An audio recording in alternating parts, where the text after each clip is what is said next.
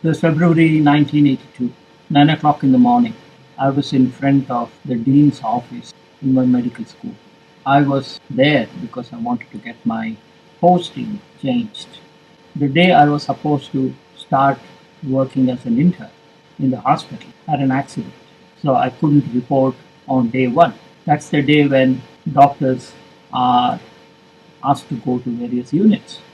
Because I wasn't there, I couldn't get the posting I wanted. Attendant came out and asked me to go and see the dean. So I went in and sat down, and the dean asked me, "What do you want me to do? You didn't report on day one, so I have posted you in isolation hospital for 3 months." I was a bit shocked because I was scared to work in that unit. I'd been to isolation hospital as a student to see how it is. So I knew where I will be working because I was scared of germs, especially TB, leprosy, cholera, typhoid, diphtheria, tetanus. These are all very scary infections.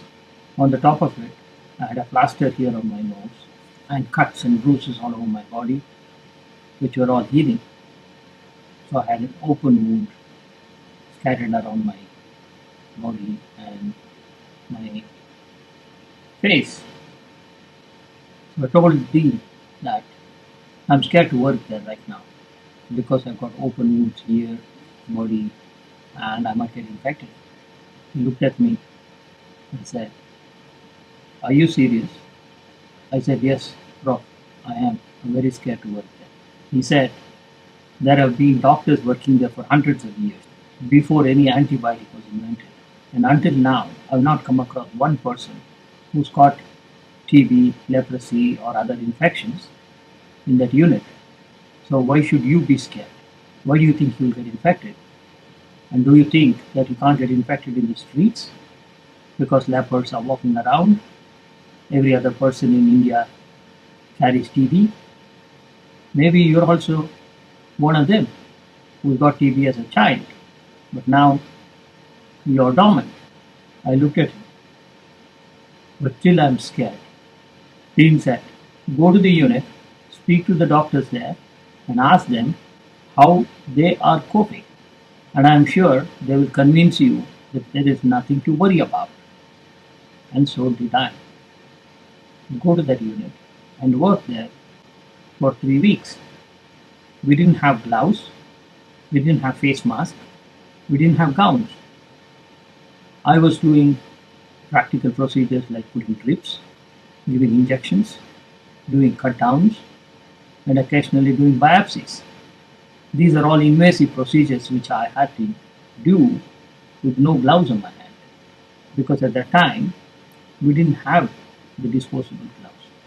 I hope this helps for you to understand the fear of germs is not one that you should be.